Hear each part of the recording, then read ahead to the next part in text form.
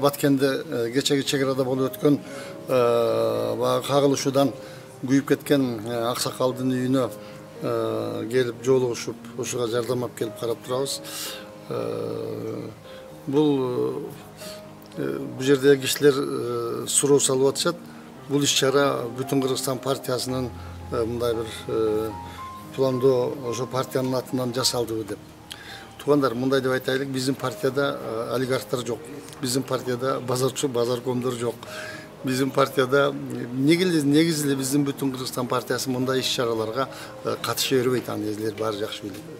Бул идея, бул нерсенин бардыгы ошо биздин партиялашыбыздын, менин шакиртимдин, мына Тынардын алып чыккан идеясы.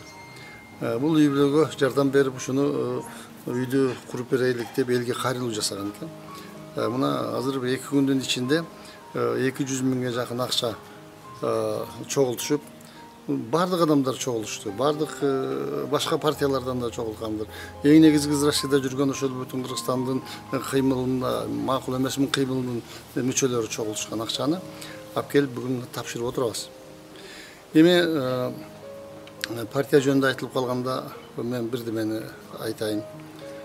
Эмнеге Тынарды партиялашым деп баса айттым.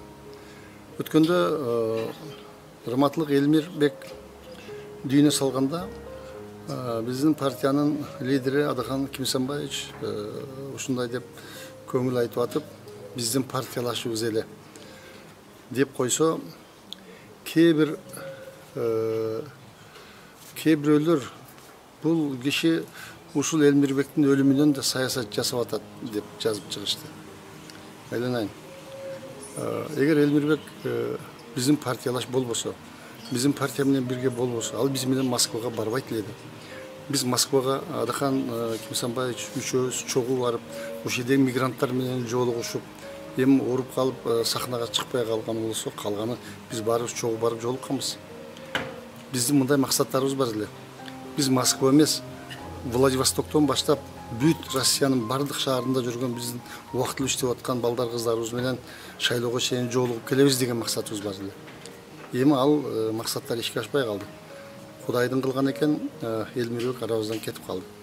Ошон үчүн кайрылып атканда биздин партиялашыбыз эле деп кайрылды. Элмирбектин ырдаган акыркырларынан эле ал кайсы партияны колдогону, кимдин саясаты менен бирге экени көрүнө турбайбы? Ошого мен айтат элем. Биз ар кандай адамдын көз карашын сыйлаган кишилербиз. Кайсы партияны сыйласаң, ошо партияны сыйла. Эртең шайлоо болот. Шайлоодо мен элге монтип айткым келип атат. Туура, бийликтин саясатын колдогон партия болуш керек. Сөзсүз болуш керек.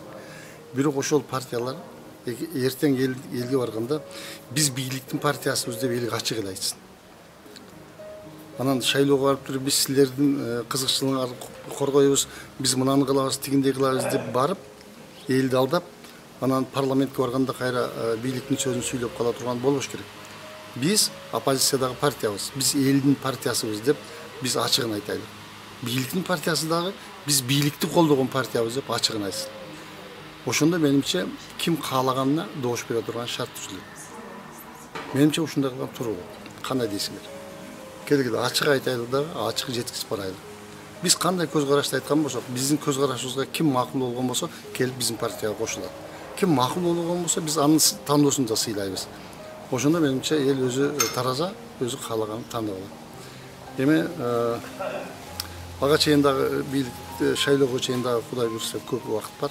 Мен ойлойм, элдер акты ак, караны кара деп бир жыйынтыкты чыгарышат. Анан акыркы мезгилде ар кандай кыймылдар, ар кандай партиялар, жаштардын агымдары чыгып, ар түрдүү маселелерди көтөрүп чыгып атат. Мен алардын да көз карашын сыйлайм. Демек алар ошондой көргүсү келген болсо, ошол нерсени айтып атышат. Бир гана нерсе, ушундай чындыкты, ушул нерсенин бардыгын биздин лидерибиз 25 жылдан бери айтып келет. 25 жылдан бери ушундай адилеттүүлүк болсун, ушундай чындык болсун. Жашоо мындай болуш керек, мына жолдо туура эмес кетип жатабыз деп чыркырап эле келатат. Мен үчүн көп нерсе жаңылык болгон жок. эгер кимдир бирөөлөр үчүн азыркы айтылып аткан нерселер жаңылык болсо, мен андай жаңылык көргөн жокмун. Бирок баары бир мен ошолордун көз караштарын сыйлайм. Ошон үчүн бири бирибизди сыйлап, акыйкат, адилет ушул жол менен басканга баарыңарды чакырат элем.